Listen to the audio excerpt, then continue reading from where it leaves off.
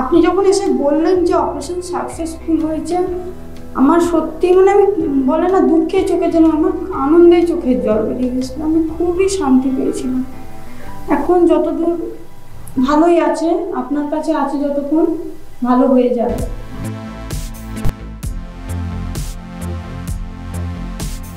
ছেলের প্রচারের রাস্তা ছিল এইখানে থাকার কথা, সেই প্রচারের রাস্তা ছিল একটু নিচে।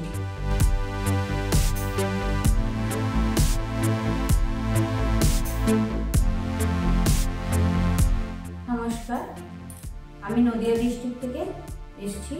আমার বাড়ি ভীমপুর। আমি আমার ছেলেটাকে নিয়ে এখন খুবই ভালো আছি, শান্তিতে আছি, খুশি আছি যে আমার ছেলেটা এখন সুস্থ আছে। সুস্থ থাকার কারণ হচ্ছে ডক্টর আনন্দ কুমার নাগবানি, এবং আমি এই জিনিসটা নিয়ে ওনার কাছে এসে অনেক ভালো উপকার পেয়েছি।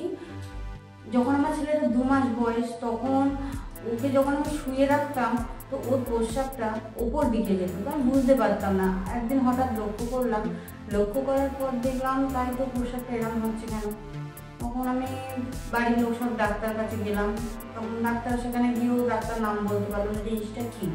ওনারা বললো একটু বড় হোক, তখন চেকআপ অপারেশন করাতে হবে। আবার 6 মাস পর, তখন ছেলের প্রায় 1.5 বছর বয়স, আবার এক জায়গায় ডাক্তার কাছে গেলাম।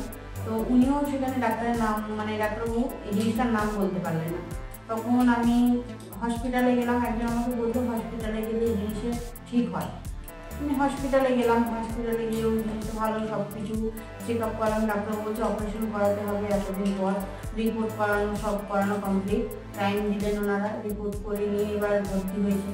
অপারেশনও হলো। ডাক্তারবাবু বললেন যে অপারেশন হয়েছে, সাকসেস হয়ে গেছে। কিন্তু তারপর যখন ব্যান্ডেজটা যখন খোলা হলো, তো দেখলাম ছেলের জিনিস অপারেশনটা সাকসেস খুব একটা হলো না, লিকেজ মতন বেরিয়ে গেল একটা। তো ডাক্তারবাবু আমি বললাম যে ডাক্তারবাবু ছেলেটার এরকম হচ্ছে, তো বলছে আরেকবার করতে হবে।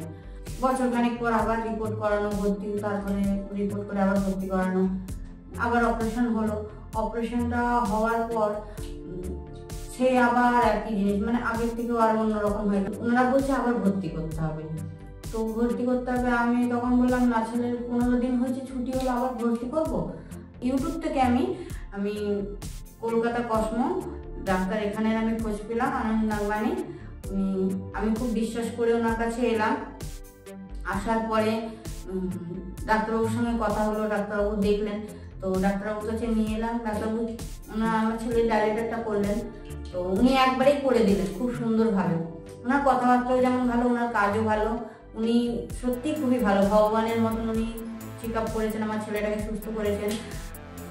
যখন উনি করলেন তা বললো এখন অপারেশন করার কোনো দরকার নেই, আগে জিনিসটা ডায়ালিটার করে যদি ঠিক হয়ে যায় তো অপারেশন করতে হবে না। চেক আপ করে নিয়ে তারপরে দেখলো যে এখন একটু হয়ে আছে, তখন বললো যে না, এবার অপারেশন করাতে হবে। তো উনি সত্যিই অপারেশন করলো। আমার ছেলে এখন ভালোই আছে। আমি আজকে চেক আপে এসেছিলাম, আমার ছেলেটা খুব ভালো আছে। ডাক্তারবাবু দেখলেন, ব্যাস আমি এখন খুব খুশি আছি যে আমার কোনো আর অসুবিধা হচ্ছে না। ধন্যবাদ।